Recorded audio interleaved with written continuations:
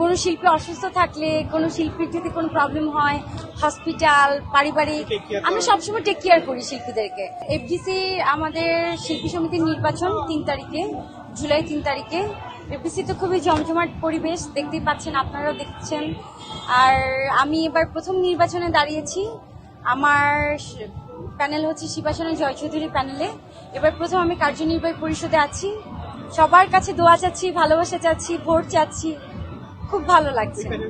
এই প্যানেলে যারা আছে সবাই আমার খুব কাছের, বিশেষ করে আমার বন্ধু জয় চৌধুরী আছে, যার সাথে আমি প্রথম ছবি করেছি হিটম্যান চলচ্চিত্র, আপনারা দেখেছেন। হিটম্যান, ক্ষণিকের ভালোবাসা, আমার প্রথম চলচ্চিত্রের হিরো জয়। তারপর জয়ের সাথে আমার খুবই ভালো একটা বন্ডিং পারিবারিকভাবে। তো জয় বললো যে বন্ধু তুমি তো সবসময় শিল্পীদের জন্য কাজ করো, মানে আমি কিন্তু ব্যক্তিগতভাবে কোনো শিল্পী অসুস্থ থাকলে, কোনো শিল্পীর যদি কোনো প্রবলেম হয়, হসপিটাল, পারিবারিক, আমরা সবসময় টেক কেয়ার করি শিল্পীদেরকে। এটা আমার নিজের ব্যক্তিগতভাবে, করোনাতেও আমি করেছি অনেক মানুষকে। আমি ব্যক্তিগতভাবে আমি চাই না ক্যামেরাকে মানুষকে দেখায় করতে, যা করি মন থেকে করি। এগুলো আমার নির্বাচন করার কোনো ইচ্ছেও ছিল না। তো জয় আমাকে বললো যে আমরা চাই যে তুমি এবার আমাদের প্যানেলে থাকো, আমাদের প্যানেলে থেকে তুমি সরাসরি শিল্পীদের জন্য কাজ করো। সবার সাথে আমার খুব ভালো সম্পর্ক। আমার অপোনেন্ট যারা প্যানেল আছে তাদের সাথে আমার অনেক দুর্দান্ত চমৎকার সম্পর্ক। আমার যারা প্যানেলে আছে সবাই সম্পর্ক। কে হারলো কে জিতলো, হার জিত তো থাকবেই। তাই বলে কি আমরা কি মানে শত্রু হয়ে যাব? কখনোই না। শিল্পী সমিতি আমরা সবাই মিলে একসাথে কাজ করব। আমি হারি বা জিতি যাই হোক না কেন, আমার সমিতি যারা আছে, যারা বিগত দিনে জয়লাভ করবে, সবার সাথে আমি মিলেমিশে কাজ করতে চাই।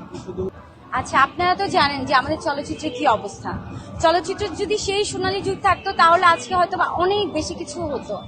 আজকে তো সিনেমাই নেই, চলচ্চিত্র দুরবস্থা।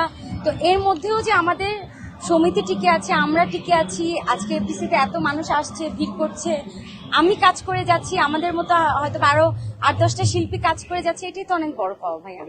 সিনিয়র শিল্পী যারা আছে তাদের সাথে আমাদের কথা হয়েছে, অবশ্যই আসবে। আমি গতকাল আলমগীর স্যারকে ফোন করেছিলাম, তারপর আলমগীর স্যার বললো অবশ্যই আসবে উনি ভোট দিতে। তারপর আরো অনেকের সাথে আমার কথা হয়েছে। তারপর আমি সোহেল রানা স্যারের বাসায় গিয়েছি, সোহেল রানা স্যার বলেছে অবশ্যই উনি ভোট দিতে আসবে। সোহেল রানা স্যার আমাকে দোয়া করে দিয়েছে। এবার প্রথম আমি নির্বাচনে দাঁড়িয়েছি, সবার কাছে দোয়া চাচ্ছি, ভোট চাচ্ছি।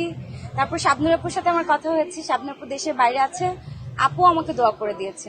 ও প্রথমে চাইনি আমি নির্বাচন করি, কারণ নির্বাচন করলে একটা বিতর্ক তো তৈরি হয়ে যায়। তারপর হচ্ছে আমার যারা অপোনেন্ট প্যানেল আছে তারা আমাকে শত্রু মনে করবে। আমি সবার ভালোবাসা নিয়ে থাকতে চাই, আমি চাই না কেউ আমাকে শত্রু মনে করুক।